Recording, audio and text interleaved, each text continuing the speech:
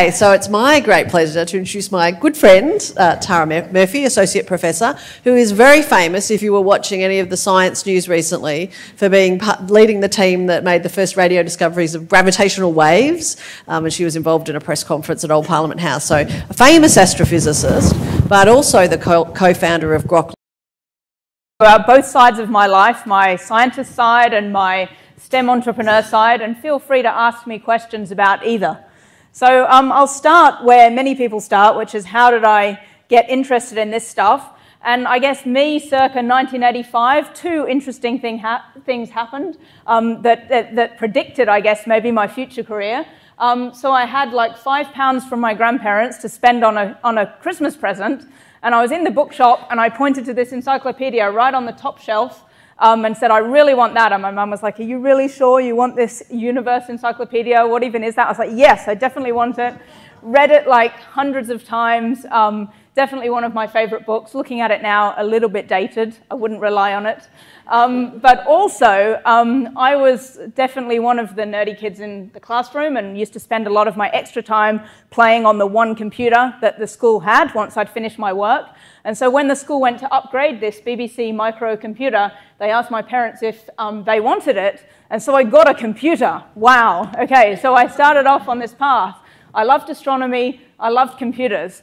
But I'm really actually reluctant to tell this story because one of the things I really hate in science and tech is this stereotype that everyone that succeeds in this area is some kind of super nerdy freak who just loves science and sci-fi and nothing else, okay? And it's just not true. So actually, I spent the rest of my childhood reading, and some of my favorite books are these, okay? So I definitely wasn't the stereotype.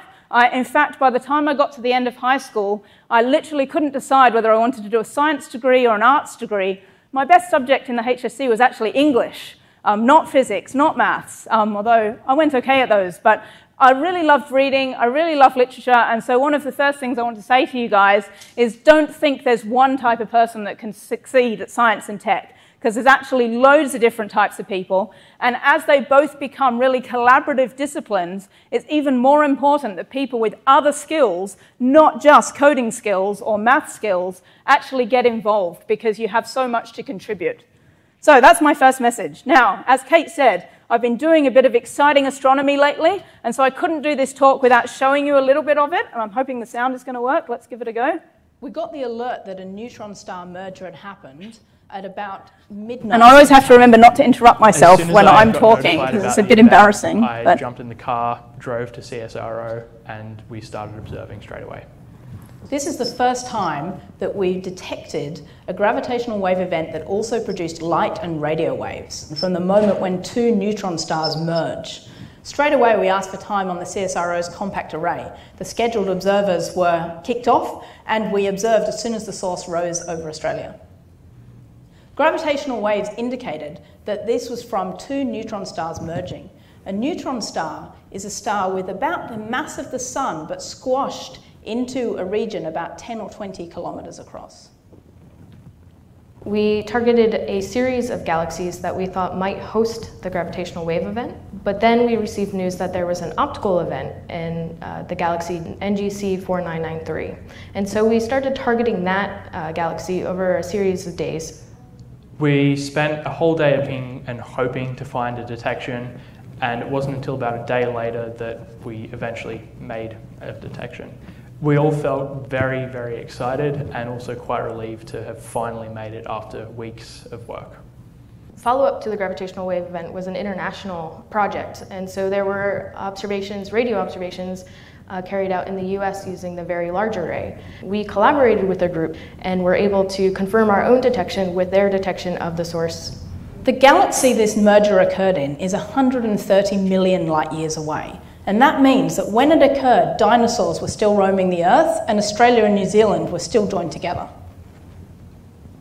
We're still monitoring the radio waves because we expect this source to keep getting brighter. How bright the radio emission gets and when it peaks allows us to work out what's going on in the merger. It tells us which of our models is correct. Gravitational waves gives us a completely new window on the universe. We need radio telescopes and optical telescopes to help complete the picture. Australia has amazing telescopes and will be making major contributions in this whole new era of astronomy. So that's what I've been working on for the last few months, and if anyone has any questions about astronomy afterwards, I'm happy to answer them.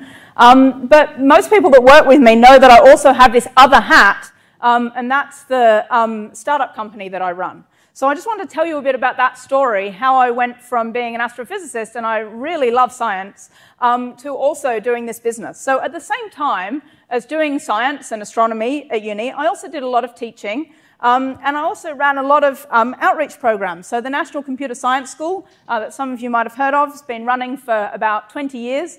And for the last about sort of 15 years, I've been one of the directors. And we have a few hundred kids come and stay, I shouldn't say kids, students like you, come and stay at the university over the summer. We also run this online programming competition, which about 6,000 or 7,000 students do a year. And in doing all of that over the years, we noticed a few issues. STEM and tech and coding were becoming more and more important to teach at school, but a lot of teachers hadn't got that background themselves and really wanted to learn how to teach this better, and they were really excited to kind of embrace this new technology. Students often were in situations where they didn't have access to that information themselves. They might be in a remote school, a regional school. They didn't have a teacher who was able to set that up for them, and they didn't have classmates that they could turn to either. So there was lots of reasons why we wanted to take what we were doing at Sydney Uni and take it out into the world. At the same time, there was all these systems coming online trying to teach coding, and they were great, but they were written by software engineers, and it used to drive us crazy because we were from a teaching background and we knew how to teach, and these were written by people who knew about coding, but they didn't know anything about teaching and learning. And we thought, surely we can take what we know and combine it and get something out there that helps solve this problem. So that's where we started. Now, I'm not going to go through the site, but you can go and log in and check it out yourself. I included in the bag a little a ticket that gives you free access for a year to all of our stuff. So if you're interested in learning and coding, then go and, this is the thing you need to go online and have a look. But the idea of our site is that you could basically learn at your own pace, but also that teachers were supported in teaching this in their classroom with instant feedback about solutions, with a system that ran all the time, had all the right security and privacy stuff in place so that teachers didn't need to worry about it, and so on. I won't tell you any more about our actual product. Basically, it just has, it's set up to allow either independent learning or to support teachers in doing this. And for example, one of the cool features is that when you're learning and a tutor's trying to help you, they can actually see all of your submissions at the same time as you're doing them, at the same time they're tutoring you. So that when you say, help, I can't get this line of code to work, they can literally see all the previous attempts you've made and say, hey, I can see how you're thinking, and this is how you could learn to code better. So this is the idea of our system. Now, we've been going for a few years, and so far lots of people are using this in Australia. In particular, we've got a few big contracts with the Queensland Department of Education and the Federal Department of Education to roll out free courses for everyone in various categories. And again, you can talk to me more about that later if you're actually interested in the product. But what I really wanted to tell you about was the story, how we sort of got to this point. And so one of the obligatory things when you're doing a pitch is to put up some big plot of how quickly you've grown, and this is terrible for me as a scientist, but the plots never have numbers on, so it's always just some sort of like plot of a big line going up, basically. So I've learned how to do that. That's a new skill that I've learned, is how to take all of the actual information off a plot so that you can put it in a pitch. So this started in 2013. Me and my partner were about to have our first baby, and we thought, oh, that would be a good time, maternity leave, to start a business, because I'll have plenty of extra spare time that I could use to do this work. And so that's when we started it. Now, there was a couple of students that had been working with us on our outreach program for a few years, and they were super passionate about this work they were doing, but they couldn't see a job for them in the university sector because they didn't really want to do research and they didn't really want to do university teaching. What they were passionate about is this platform we'd been working on. And so we thought, why don't we all get together? James and I had a little bit of savings, so we had that advantage doing this later in life from if you're doing it when you're 18. We had some savings, they had some time, And so the four of us got together in our lounge room and started planning our business. So it was very cool, it was very exciting, very scary, nothing like what we'd done before. And then, as I think Kate mentioned, it was a pretty slow start. So James and I were working, we also had a baby.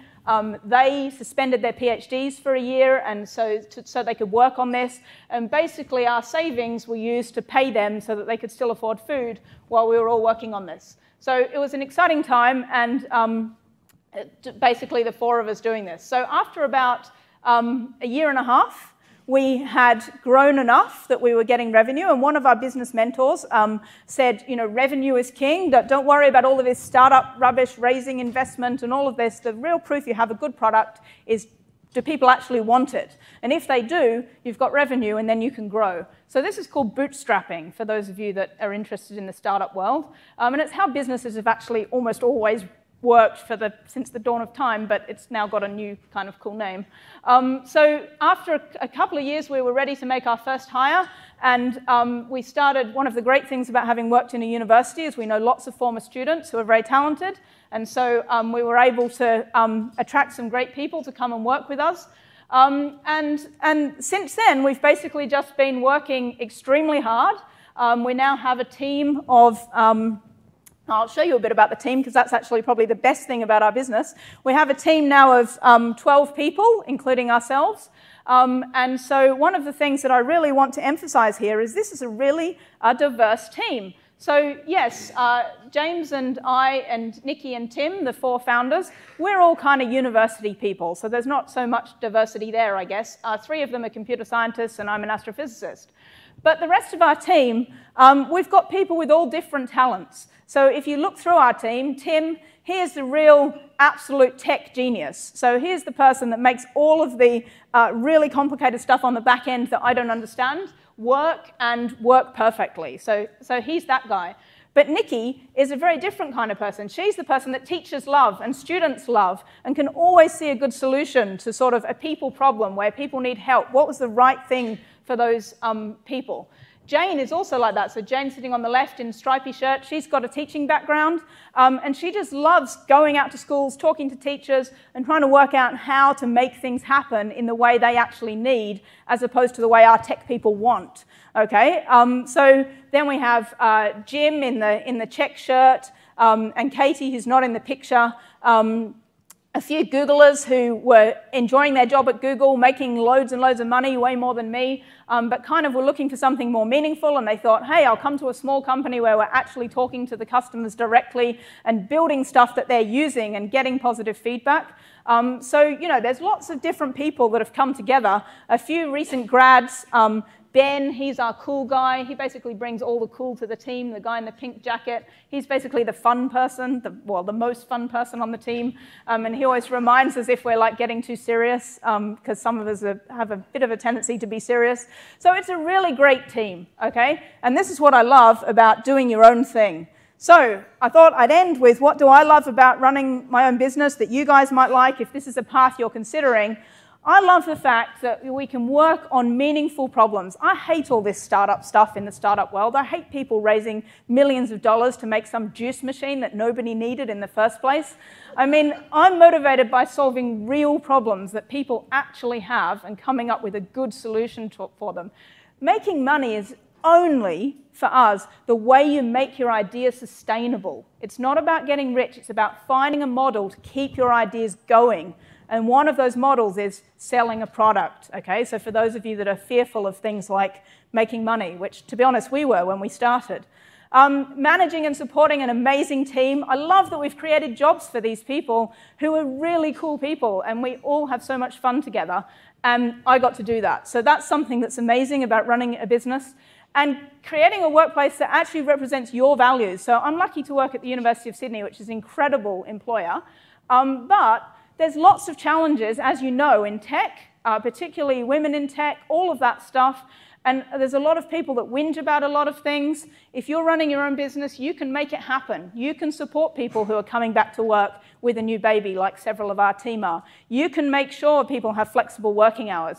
You can make all those things happen yourself because you're in charge. So you can be part of changing our tech culture, okay? So The other thing I've learned as an astrophysicist, you might think of people in science as being a bit out of touch with the way the world really works. And I think that's a dangerous stereotype, but there's elements of truth. I love the fact that running a business, you actually learn how the world works. Oh my goodness, I've learned so much about tax and law and all of this stuff, how the real world operates without the safety net of a big organization protecting you. And that's been really exciting for me. So ultimately, I like doing this because I'm helping people do something that's important to them. If anyone has any questions about the path, about science, about tech, about women in tech, anything like that, I'm happy to talk to you now or afterwards. Thank you.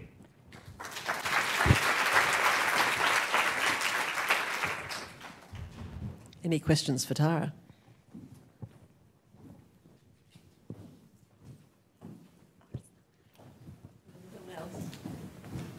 Hi Tara, that was really inspirational, thank you. I run a STEM club and I've been really trying to integrate science with teaching kids to code. Yes. And I'm just wondering where Grok learning can sit in that, if you can give me any advice. Yes, we can. So, I mean, it might be better to actually talk afterwards, so maybe definitely. Email me or chat. Yeah. But as a scientist, the way I see coding is very much as a tool that you'd use to do science. And so, you know, some of our activities are sort of science-themed, but the way I teach, because I teach similar to you at university, sort of science with coding, is that I start out with a science goal, and then the coding is just a way of getting to that goal. I think we could talk more in detail offline about definitely. How you might actually do that. I'll find you. Sure. Come and find me. Yep.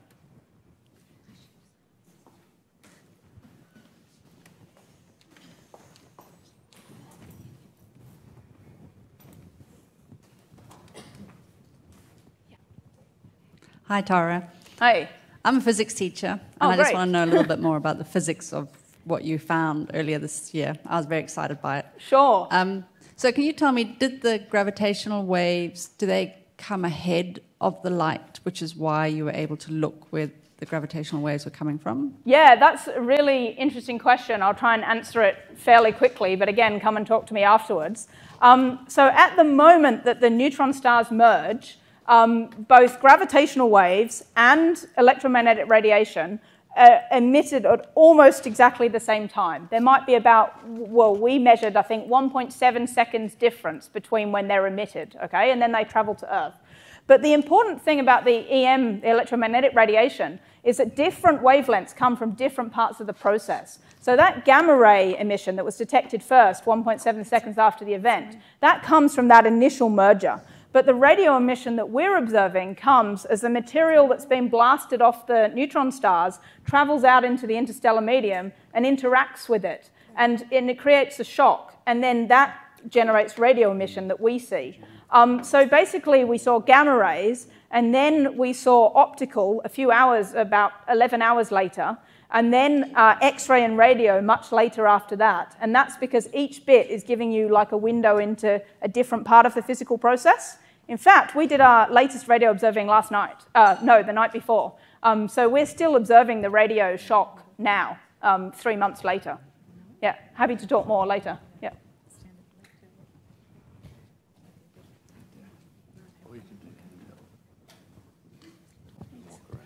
So why is it called Grok learning? Oh, yeah.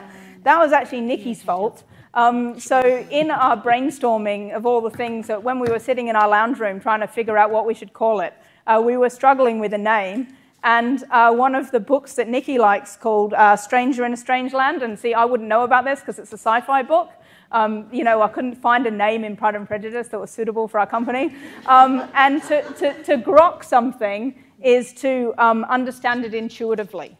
And so that's a word that apparently in sci-fi circles people are familiar with. And in fact, when we talk to, you know, investors and other business people, some of them straight, oh, Grok, great. And everyone else is like, what does that mean? So, yeah. Unfortunately, it's a bit of a nerd thing embedded in our name. Yeah.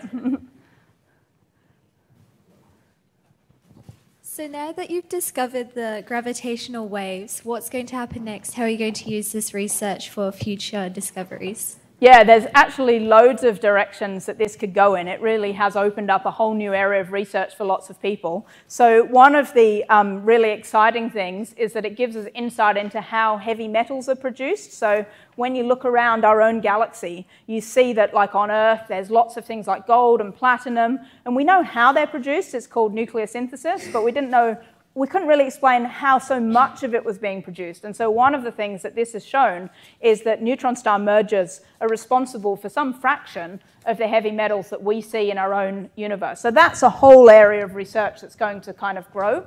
Another area is in gamma ray bursts. So these really powerful explosions that are generated when you have the merger.